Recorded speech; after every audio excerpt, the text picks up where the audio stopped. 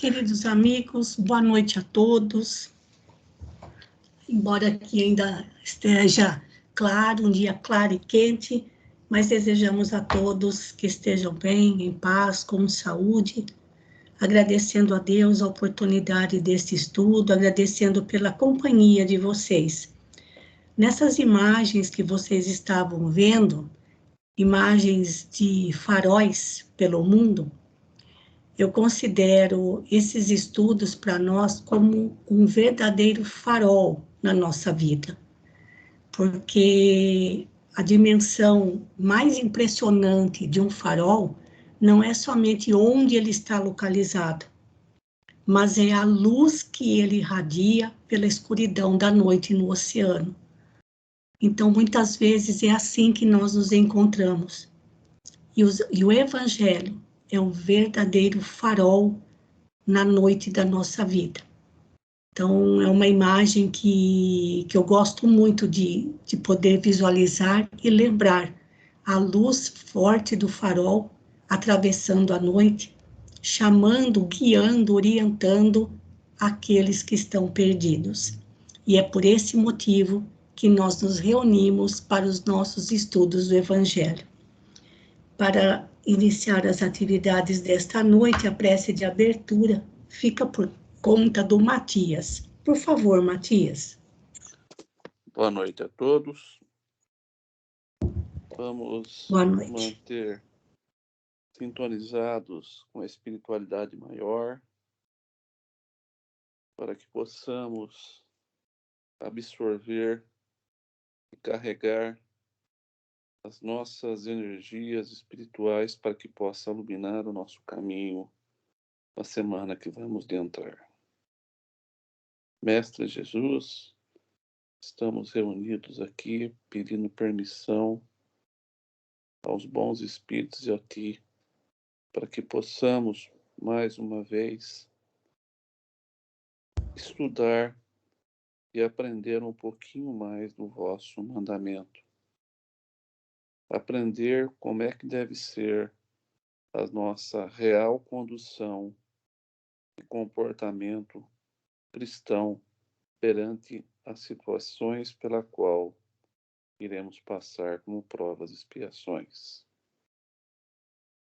Por isso, Pai, vos peço que nesses 60 minutos que vamos ficar, podemos estar bem centrados para esse entendimento, porque tenho certeza que absorvendo o máximo desse entendimento, compreensão, poderemos realizar as nossas tarefas com muito mais serenidade, com muito mais atenção, com muito mais disciplina e ajudar ainda mais a harmonizar o planeta que tanto está precisando.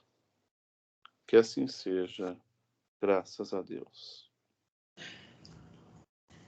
Bem, esse é o nosso 49º encontro, onde estamos abordando a parábola dos talentos, que numa primeira leitura passa a impressão de que se trata apenas de bens materiais, sobretudo dinheiro, fortunas.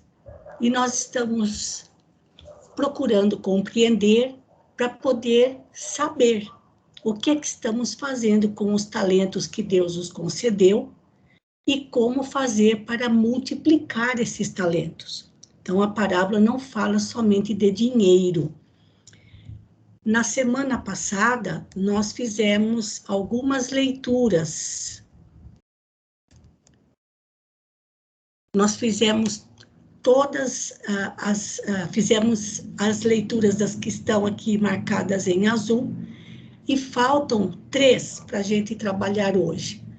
No livro da Esperança, capítulos 44 e 46, e no livro Florações Evangélicas, de Joana de Ângeles, onde ela trata dessa parábola, aliás, ela faz comentários sobre a parábola no capítulo 6, tá bom? Então, eu vou deixar aqui esse esse esquema e vou primeiro para o livro da esperança. Só que assim, gente, os capítulos 44 e 46, eles estão invertidos na numeração dos versículos. Então, o primeiro versículo da parábola é citado no capítulo 46. Por isso que nós vamos começar por ele, tá bom? Para fazer essa leitura, a Celina vai trabalhar com essa página de Emmanuel para nós. Por favor, Celina. Moeda e trabalho. Porque isto é também como um homem que, partindo para fora da terra, chamou os seus servos e entregou-lhes os seus bens. Jesus, segundo Mateus, capítulo 25, versículo 14. Os bens da terra pertencem a Deus, que os distribui a seu grado, não sendo o homem senão o usufrutuário, o administrador, mais ou menos íntimo e inteligente desses bens. Isso está no capítulo 16 do Evangelho segundo o Espiritismo, no item 10. Se muitos corações jazem petrificados na terra, em azinhavre de soipnice, fujamos de atribuir ao dinheiro semelhantes calamidades. Condenar a fortuna pelos desastres da avareza seria o mesmo que espancar o automóvel pelos abusos do motorista. O fogo é companheiro do homem desde a aurora da razão. E porque surjam de vez em vez incêndios arrasadores, ninguém reclamará do mundo o disparate de suprimi-lo. Os anestésicos são preciosos auxiliares de socorro à saúde humana. Mas se existem criaturas que fazem desses instrumentos do vício, ninguém rogará da ciência essa ou aquela medida que lhes objetive a destruição. A moeda, em qualquer forma, é agente neutro de trabalho, pedindo instrução que a dirija. Dirás provavelmente que o dinheiro levantou os precipícios dourados da vida moderna, onde algumas inteligências se tresmalharam na loucura ou no crime, comprando inércia e arrependimento a peso de ouro. Contudo, é preciso lembrar as fábricas e instituições beneméritas que ele garante, ofertando salário digno a milhões de pessoas. É possível, acredites, seja ele o responsável por alguns homens e mulheres de bolsa opulenta, que espantam o próprio tédio, de país em país, a afeição de doentes ilustres, exibindo extravagâncias na imprensa internacional. Entretanto, é forçoso reconhecer os milhões de cientistas e professores, industriais e obreiros do progresso, que a riqueza nobremente administrada, sustenta em todas as direções. A divina providência suscita amor ao coração do homem, e o homem substancializa a caridade, metamorfoseando o dinheiro em pão que extingue a fome. A eterna sabedoria inspira educação ao cérebro do homem, e o homem ergue a escola, transfigurando o dinheiro em clarão espiritual que varre as trevas. Não censures a moeda, que será sempre alimento da evolução. Reflete nos benefícios que ela pode trazer. Ainda assim, para que lhe aprendas todo o valor.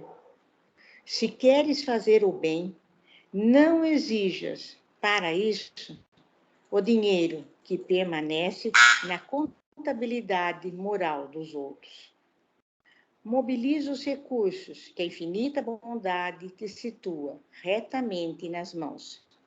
E ainda hoje, em algum recanto de viela perdida, a ofertares um caldo reconfortante às mães infortunadas que o mundo esqueceu, perceberás que o dinheiro, convertido em cântico fraterno, te fará ouvir a palavra de luz da própria gratidão, em prece jubilosa. Deus te ampare e abençoe. Emmanuel. Pessoal, uma lição maravilhosa, onde ele destaca que não necessariamente a gente precisa do dinheiro para praticar a caridade, né? E eu acho lindo essa citação no Evangelho segundo o Espiritismo, lá em cima, onde ele deixa claro que somos somente usufrutuários. Nós não somos donos de nada. Temporariamente, nós usufruímos dos bens. E nós vamos prestar contas do tempo que tivemos na administração desses bens. Eu acho isso, se a gente levar em consideração, pesar bem firme essa colocação, gente, que o homem não é senão o usufrutuário, o administrador, por um período, por um tempo determinado, e que nós vamos prestar contas, eu acho isso muito sério, né? Então, a lição aqui que eu entendi, meu Luiz, é que ele deixa bem claro que nós temos o fogo, que é companheiro do homem, mas ele tem que ser muito bem dirigido. Ninguém vai pensar em suprimir o fogo, porque ele é necessário. Os anestésicos são necessários, e quantos, né? E quanto progresso não trouxe para a medicina, mas tem aqueles que usufruem, né, para um mau caminho, né, caminho dos vícios. Gente, eu destaquei pelo menos, né? O item 5, a moeda, em qualquer forma, é agente neutro de trabalho, pedindo instrução que a dirige. Então, o dinheiro, a moeda, ele não é bem nem mal, ele não é ruim, não é bom.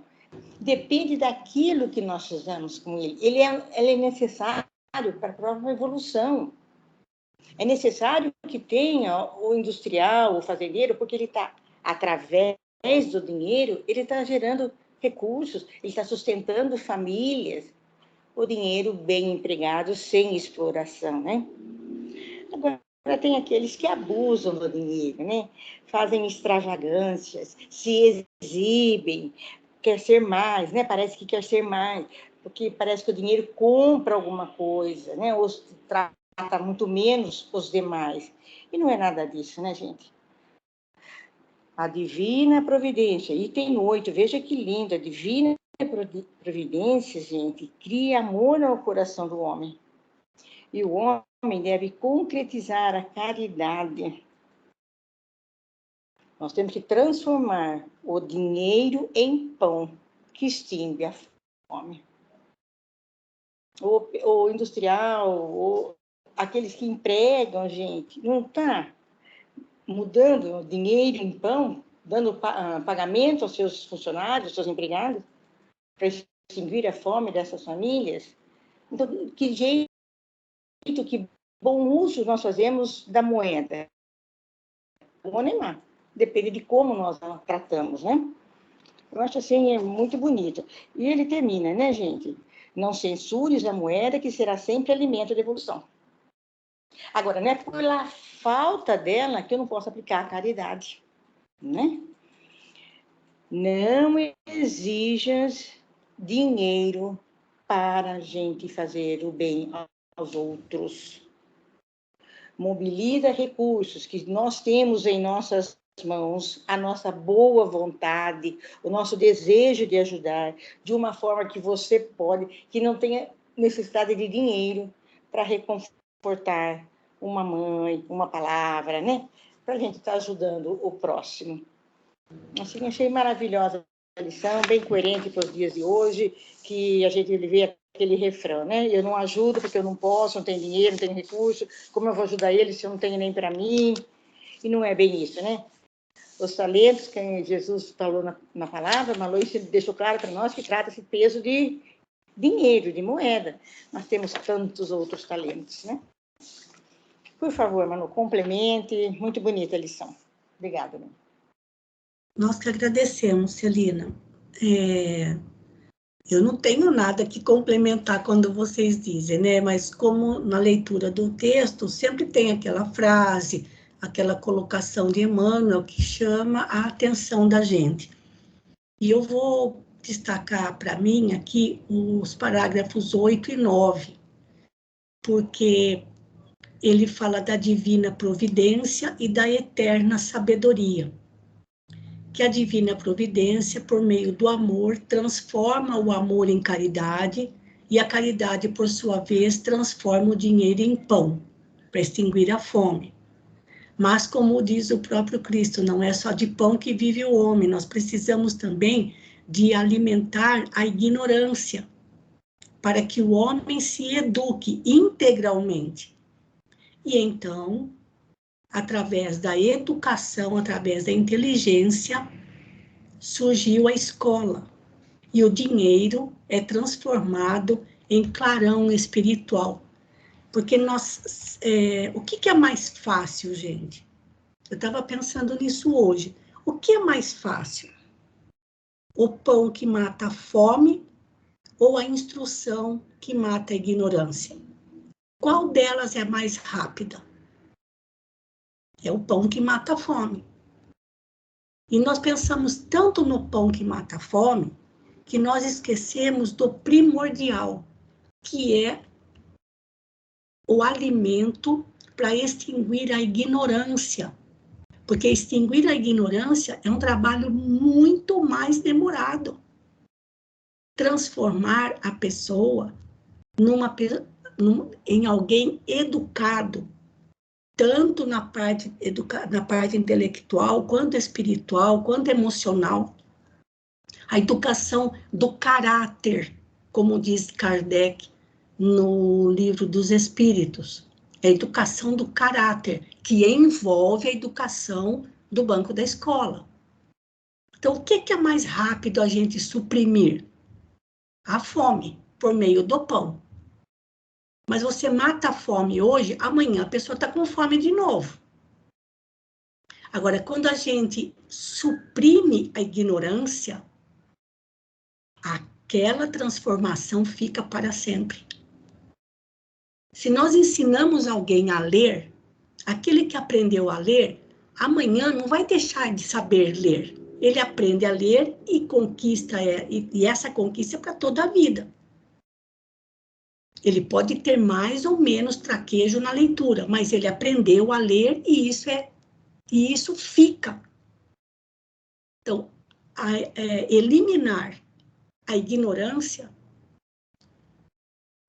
educando o caráter do ser humano, é uma tarefa muito mais difícil, dispendiosa e muito prolongada, que só numa vida não dá para fazer. E como é difícil suprimir a ignorância. Como é difícil moldar o caráter do ser humano. E para moldar o caráter, entra a educação da escola. Só que quando a educação integral se dá, ela não deixa de se educar, de ser uma pessoa educada. Quem aprendeu a ler, essa conquista fica.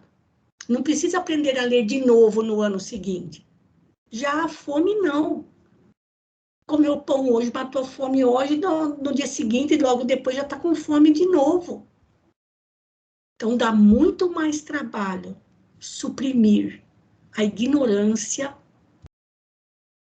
do que suprimir a fome.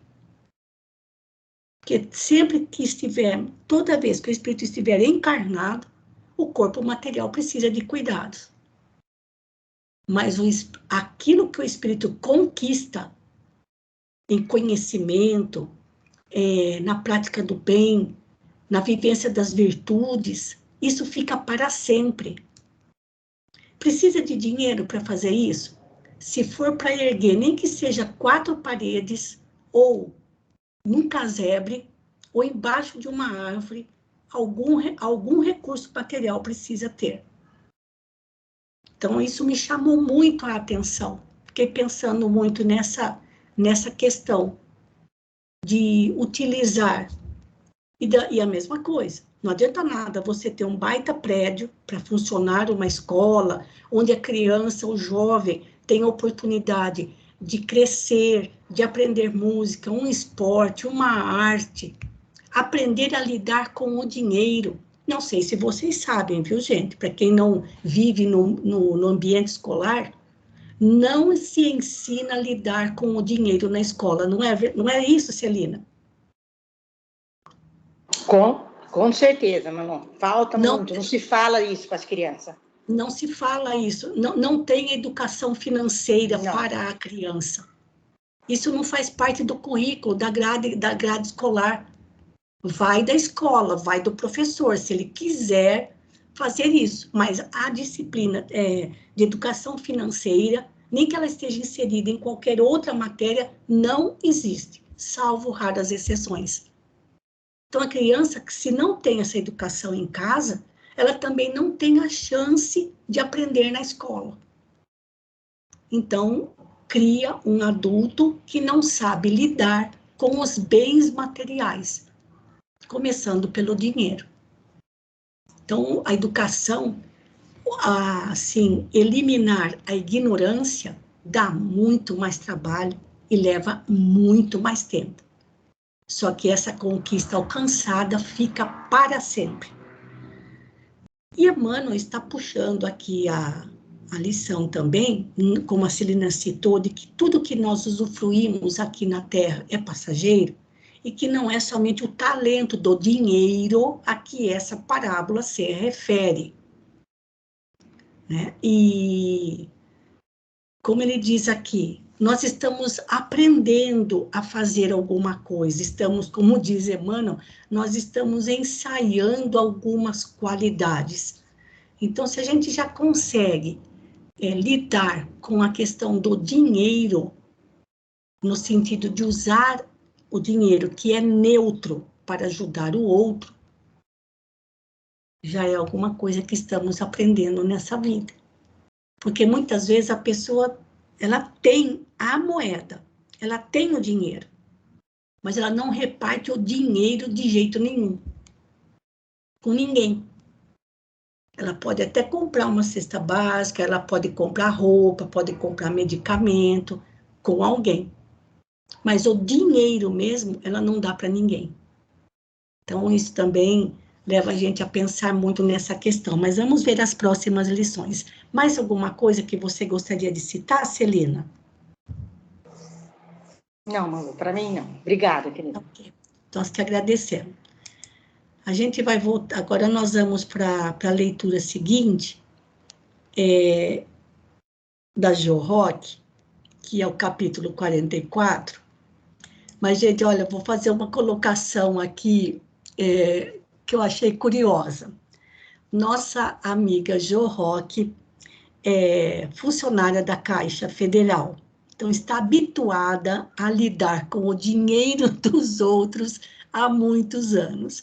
A Celina, que acabou de ler, era professora também dessa área de economia, custos, na faculdade.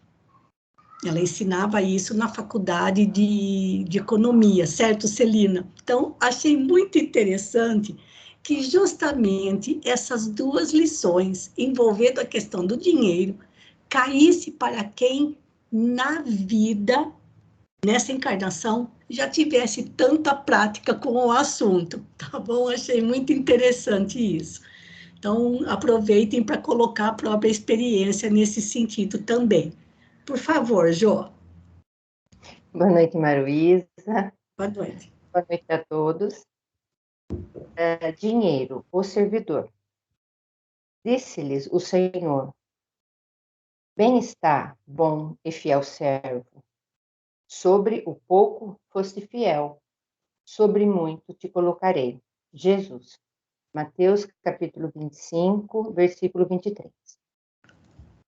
A pobreza é para os que sofrem a prova da paciência e da resignação. A riqueza é para os outros a prova da caridade e da abnegação. Está no Evangelho segundo o Espiritismo, capítulo 16, item 8. O dinheiro é semelhante à alavanca suscetível do ser, manejada para o bem ou para o mal. Acorrentado ao poste da avareza, produz o azinhavre da sovinice. Contudo, sobre a inspiração do trabalho, é o lidador fiel, que assegura os frutos do milharal e as paredes da escola, a cantiga do malho e a força da usina. Atrelado ao carro do orgulho, é o estimulante do erro, mas na luz da fraternidade é o obreiro da renovação incessante, enriquecendo o solo e construindo a cidade, desdobrando os fios do atendimento e garantindo os valores da educação. Aferrolhado no cofre da ambição desvairada, é o inimigo da evolução.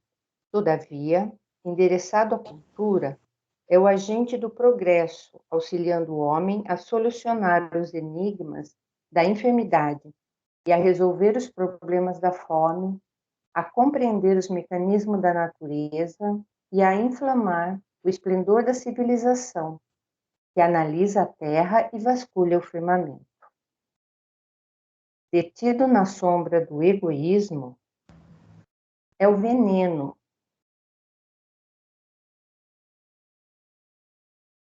Parece que travou a tela, Maruí. Travou? Espera aí que eu vou ler aqui no que eu estou, mas eu não sei se travou para todo mundo.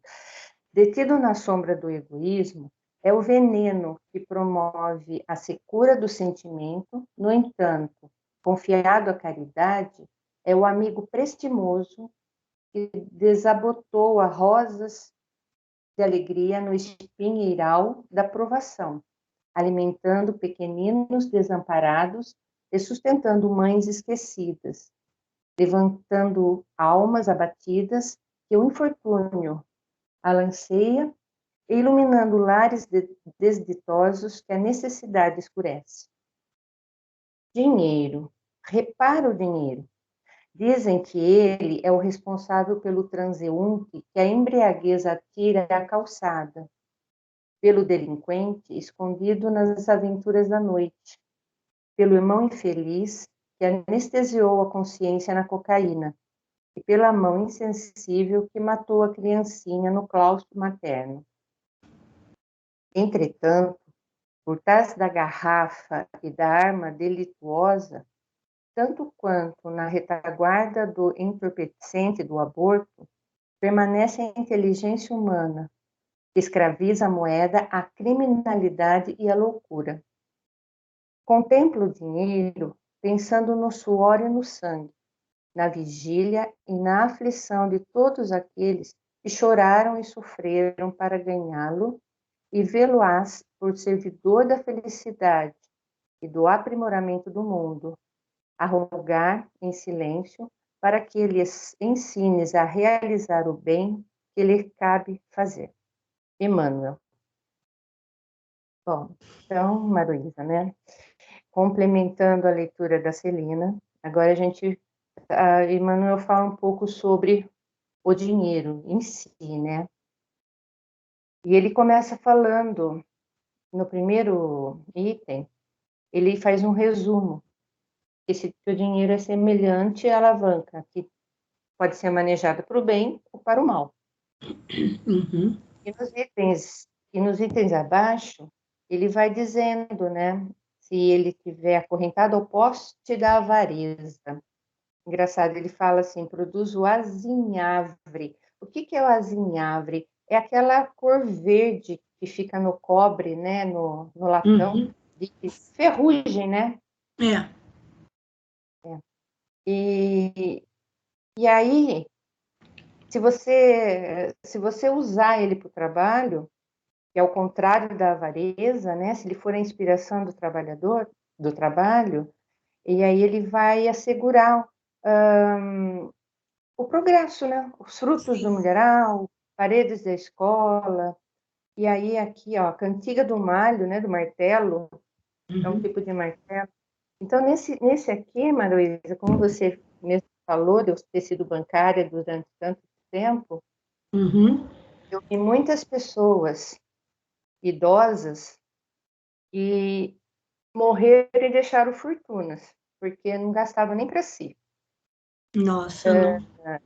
Faleceram, deixando depois os herdeiros brigando pela fortuna, mas ia lá no serviço da gente, ia lá com às vezes uma camisa poída, e às vezes com uma roupa bem, aparentava ser bem pobrezinho mesmo, e tinha muito dinheiro na conta. O que ele era tão apegado ao dinheiro que ele não conseguia desligar disso, né? Ele não conseguia não ter aquele dinheiro que ele pudesse ver a conta dele com aquele número grande. Uhum. Isso ele deixou de produzir, né? Sim. Ele foi aquele que enterrou, né, o talento dele, Ou né? Mas tudo talvez. bem. Uhum. Exato. Depois Literalmente, né? literalmente, atrelado ao orgulho, né? Olha só o que ele dá de contraste com o orgulho. O orgulho, que é atrelado ao orgulho, é estimulante do erro, mas a luz da fraternidade, ou seja, em contraponto com o orgulho, é Uhum. a fraternidade que que faz, né, que usa em benefício de tudo, né? Olha, enriquecendo o solo, construindo cidade, Uhum. garantindo valores de educação. Mas o mais assim que eu fiquei impressionada é o item 4, quando ele fala na ambição desvairada, que ele é Uhum. inimigo da evolução. Foi exatamente o que você acabou de falar, Maroísa. Uhum. Olha só, e todavia endereçada à cultura é o agente do progresso, porque ele vai auxiliar o homem a solucionar enigmas da enfermidade, ou Uhum. seja, quantos cientistas, né, quantos médicos resolver o problema da fome, né? Como é que Sim. faz a gente plantar alguma coisa que produza mais, É. e etc, né? Tudo que fala, né, que é necessário para a evolução material do homem. Uhum. E às É. vezes ela é roubada disso, roubada que eu digo assim, ela é essa ambição desvairada, que é Uhum. tudo só para si, né? Eu quero ficar milionário, eu quero ficar rico, que não consegue pensar em ser um agente do progresso fraternal, né? Que seja Uhum. uma para o mundo. E às vezes, Sim. Marulita, até assim, grandes empresas que detêm algum remédio, né? E que às Uhum. vezes não divulga ou acha que por o remédio ser muito barato ou porque ele vai acabar com uma doença, e não, melhor deixar ele aqui, ou então vamos guardar essa patente. Vai saber, né? A gente Sim. ouve falar tanta coisa. Nem fale. É o lado triste da história, né? Não, e essa tá aferrolhada no cofre da ambição, né? É. Depois ele diz do egoísmo, né, Maruísa? Ele fala, detido na sombra do egoísmo. É aí que vem o fato da caridade mesmo, né? Sim. Ele que consegue ajudar, que consegue pensar no próximo, nos Uhum. desamparados, né? E você fica na sombra daquela coisa, né? Eu tenho, tá bom, eu como, tá tudo bem, né?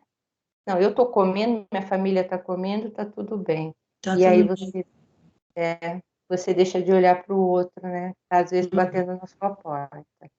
Então, até o item 5, ele fala do jeito para o bem e para o mal, né? É. Aí, já no item 6, ele fala umas coisas, né? E a gente vê uma pessoa embriagada e a gente culpar a bebida por isso, né? Sim.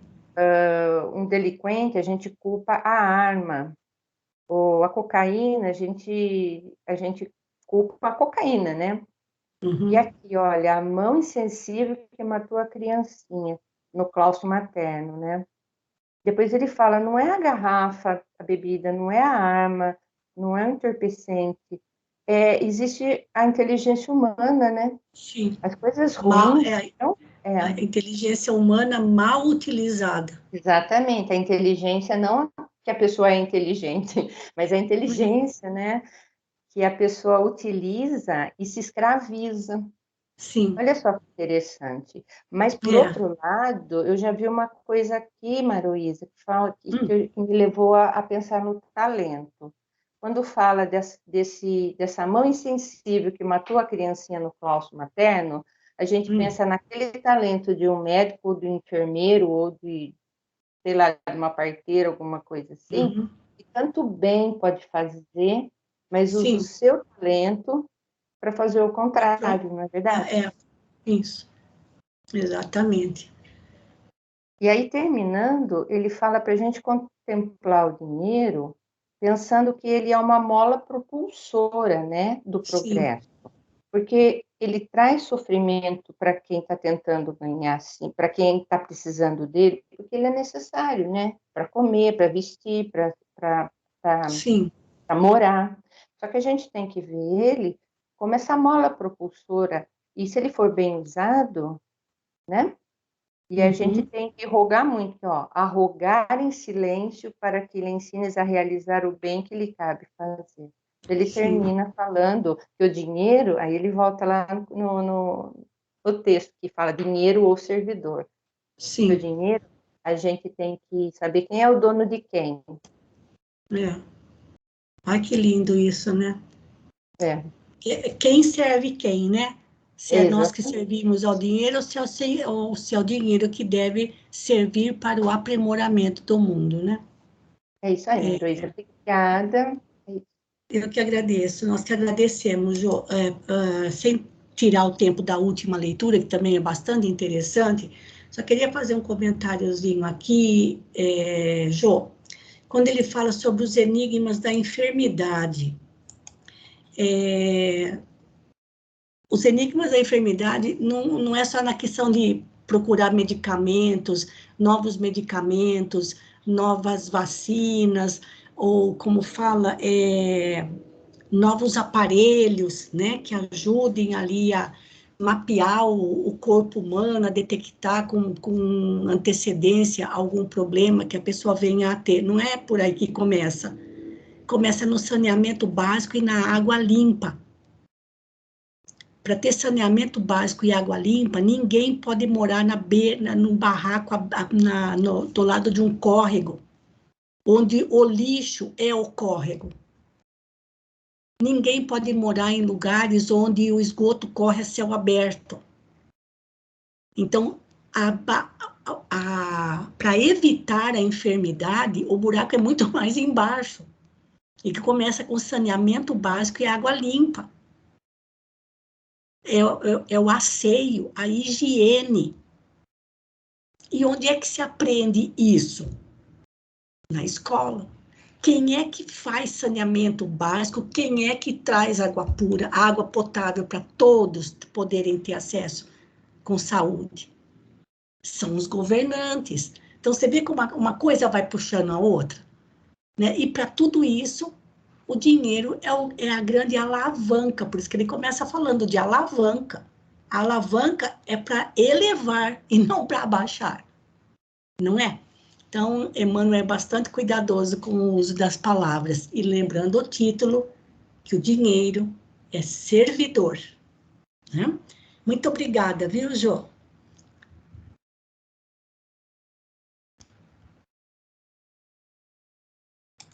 Eu vou parar de compartilhar agora, e vou para poder compartilhar outro texto, que agora quem vai fazer a leitura para nós é o Albertinho, mas eu esqueci de ver se ele está aqui hoje. Ah, tá sim. É que na hora que eu já mudei a tela, eu ainda não tinha visto. Vou compartilhar, então, o texto de Joana de Ângeles, que o Albertinho vai ler para a gente, e vocês vejam como é interessante, porque na sua parte profissional, o Albertinho também trabalha numa área que, de qualquer modo, entra ali a aplicação do dinheiro, certo, Albertinho? Olha que os textos hoje foram escolhidos a dedo pela espiritualidade. Pode começar. Boa noite a todos, estejamos todos com Deus. Investimentos. Na desenfreada correria da ambição, aqui se vê impelido o homem moderno, investe. Investimento na Bolsa de Valores, perseguindo moedas, acumulando títulos contábeis. Investimento nas loterias, tentando as raras explosões da sorte. Investimentos em negócios mirabolantes, buscando resultados de alta compensação. Investimento nos jogos cambiais, ante as perspectivas da oscilação frequente da moeda ouro, na balança internacional, para os cometimentos da estroinice. Investimento em empresas audaciosas, aspirando às promoções no campo dos altos negócios do utilitarismo. Investimento no mercado de capitais, para os grandes jogos financeiros, de modo a alcançar as altas metas do poder terreno. Investimento da saúde nas competições desportivas, disputando primazia. Investimento da paz nos complexos mecanismos da usura, como da desonestidade, por cujos processos supõe e quer vencer. Não poucos são vencidos em tais investimentos, padecendo neuroses angustiantes, aflições inomináveis, desgovernos odientos. A máquina publicitária muito bem trabalhada para estimular a ganância dos incautos que sintonizam com os refrões da moda negocista, estimula o comércio hediondo do sexo desgovernado, conspirando afrontosamente contra as fontes genésicas, abastardando-as ante a conivência e aceitação mais ou menos generalizada. A onda alucinógena invadindo lares e educandários reduz as aspirações da inteligência e as expressões da emotividade, conduzindo todos às fugas espetaculares da realidade objetiva, facultando inevitáveis conúbios obsessivos com desencarnados do mesmo teor, em intercâmbio nefário. A pregação da filosofia cínica encarrega-se de descoroçoar os ideais da beleza, fomentando os campeonatos da insensatez como a desordem, reduzindo a cultura e a moral à condição de ultrapassadas pelo impositivo da nova ordem em que os valores apresentados são destituídos de valor real. Indubitavelmente, o progresso é imperiosa necessidade de crescimento. Progressos, no entanto, na vertical das conquistas superiores e não na horizontalidade das paixões animalizantes e dos agentes dissociativos da comunidade, da família do indivíduo. Veste, porém, tu, o espírito imortal, sem que abandones o campo de trabalho onde foste convidado a operar. Lembra-te dos tesouros inesgotáveis da vida e aplica algum capital de horas, de valores monetários, morais, intelectuais e da saúde nos sublimes comércios com a espiritualidade superior. Com certeza, no jogo dos investimentos, chegará a hora da prestação de contas, e então compreenderás que os investimentos imediatos ficarão retidos nas aduanas da terra, enquanto os da vida abundante, e somente estes, seguirão contigo por todo o sempre.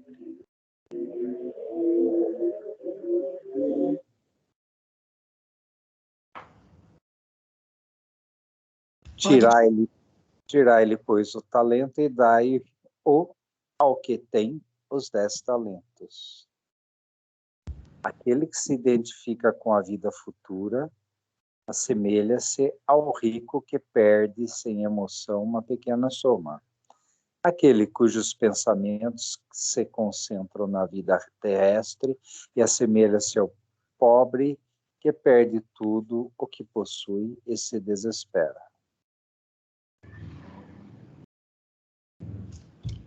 Realmente é um texto que faz refletir sobre realmente. Sempre nós falamos que essa vida terrestre ela é muito rápida, ela é muito curta. Então, qual que é o nosso objetivo? No que estamos investindo, né? Nós somos educados desde o berço a investirmos em uma carreira, ao conhecimento, para que nós possamos nos manter, ter uma vida material,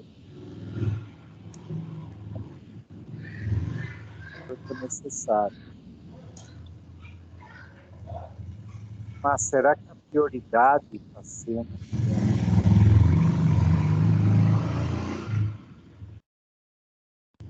a principal é essa, né? A vida material.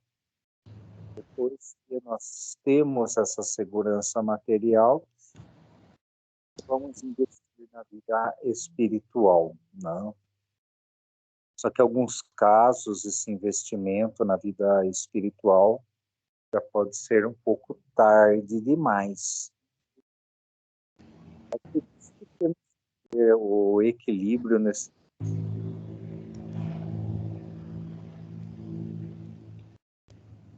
Trabalharmos. Essa internet está cortando um pouquinho, viu, Albertinho? Cortando? Não sei se você está longe do modem hoje, que sempre está legal, mas hoje está dando uma cortadinha. A Celina também estava dando uma cortadinha de vez em quando, então tem hora que a gente não consegue ouvir você completando a frase, ficou um pouquinho cortado, mas não tem problema, vamos em frente, porque já o texto também é bastante claro por si, né? Mas pode continuar. Sim. Ok. Não, estou bem do lado do modem aqui, né? Que coisa, né? Tem dia que não vai mesmo. Tem dia sem problemas. Que o Skype realmente... Bom, é complicado. Vamos botar a culpa no Skype, né? Não. Estamos culpados, né? Isso. Mas, assim, o que eu entendi do texto é isso, né? É a prioridade dos nossos investimentos, né? Sim, é o que ela fala nesse último pedacinho aqui, né? Isso, às vezes a gente prioriza tanto o investimento na carreira, investimento material, que a gente esquece, né, no investimento na vida espiritual, né? Então, bom, mas nunca é tarde para isso, né? A gente constrói a nossa carreira, nós construímos o nosso suporte material na vida, né? E depois voltamos para esse investimento espiritual. Antes assim do que passarmos, né, a vida que ela é, essa existência terrestre tão rápida, né? Somente material, né? Isso. leva realmente a refletir isso, né? E sobre os nossos investimentos. O que estamos dando realmente a verdadeira prioridade nesse investimento, né? Não esquecer nossa vida espiritual, que é o investimento mais importante. Obrigado. Sim. Nós que agradecemos, Albertinho. E na conclusão das suas considerações, a benfeitora espiritual Joana de Ângeles, ela fala esse parágrafo aqui, olha. Sem que abandones o campo de trabalho onde fosse convidado a operar. Ou seja, sem abandonar os nossos investimentos, uma carreira profissional, no aprimoramento de alguma atividade a que nos dedicamos, sem abandonar essa parte material da vida, que ela também é curta, mas para a gente aplicar algum capital de horas, de dinheiro, de valor moral, intelectual e saúde nos sublimes comércios com a espiritualidade superior. Cuidado para não pensar que tem comércio com a espiritualidade, com os espíritos superiores. É no sentido porque comércio é troca. Então, comércio é troca. Então, é nesse sentido. Nessa troca positiva com a espiritualidade maior. Então, por exemplo, os nossos estudos ao longo da semana, nós não estamos dedicando algumas horas.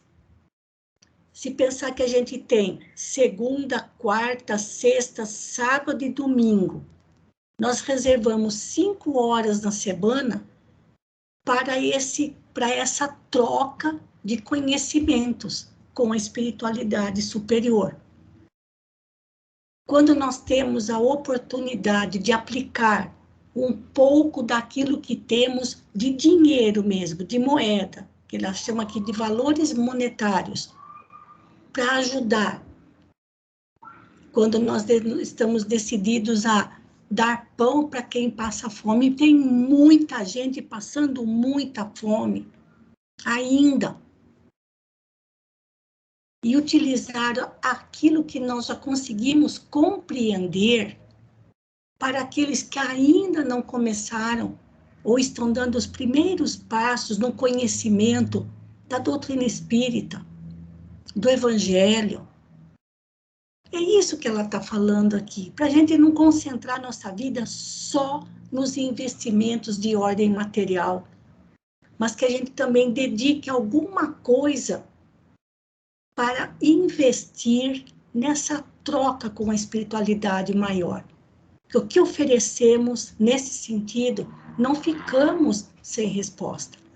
É isso que ela está falando nessa lição tão bonita, utilizando, investindo, multiplicando e compartilhando os talentos que o Senhor nos concedeu. Eu vou voltar na página do Skype. E para a próxima semana, no próximo domingo, nós vamos fazer, então, a finalização dessa parábola. Nós ainda temos mais um texto para ler, que não está naquela relação de leituras, mas está num livro de Richard Simonetti, que não temos como fazer PDF dele. Então, eu vou escanear o texto para que a gente possa ler para uma linguagem mais moderna, do jeito que a gente fala hoje, porque tanto Joana de Ângeles quanto Emmanuel são bastante eruditos no uso da língua portuguesa. Então, aí a gente lê somente um texto e já vamos para a finalização, procurando encontrar os sentidos espirituais para essa parábola. Mas que fique bem claro para nós, Jesus não estava se referindo a dinheiro, tá bom? E para finalizarmos as nossas... Alguém quer fazer algum comentário? Então, nós já passamos para a prece final com a Rosana. Por favor, Rosana. Sim. Vamos serenar a nossa mente, os nossos pensamentos elevados ao nosso Senhor Jesus Cristo, ao nosso Deus Criador, agradecendo por mais essa noite de estudo. Senhor, sobre sua luz do Evangelho, que possamos elevar a nossa evolução espiritual, a nossa reforma íntima, para que com os seus ensinamentos, Senhor, possamos erigir todo o nosso pensamento até o Senhor Jesus.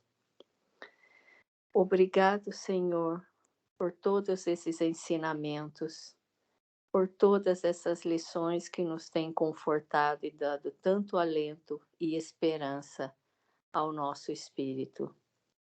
Senhor, que a nossa noite seja de paz, uma paz a qual elevemos todas as nossas esperanças, uma paz para a nossa humanidade, Senhor, que tanto precisa da sua palavra, do seu cajado, Senhor. Senhor, obrigado por tudo que nos destes e que nos continua dando. Como às vezes a gente não percebe todas as suas bênçãos que é dado para nós, que pensamos mais, Senhor, em agradecer a Ti do que reclamar, que pensamos mais que o Senhor nunca nos vai abandonar.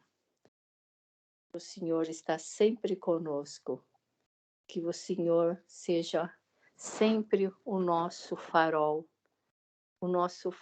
que ilumina à distância todas as sombras que nos afronta. Muito obrigado, Senhor Jesus. Fique conosco, hoje e sempre. Esteja conosco em todos os nossos caminhos, pensamentos e ações. Assim seja. Graças a Deus. Obrigado, nosso Pai Criador. Então, mais uma vez, agradeço a companhia de vocês, desejo a todos uma boa noite, um bom descanso, uma boa semana e até amanhã, se Deus quiser. Muito obrigada. Fiquem com Deus, um grande abraço.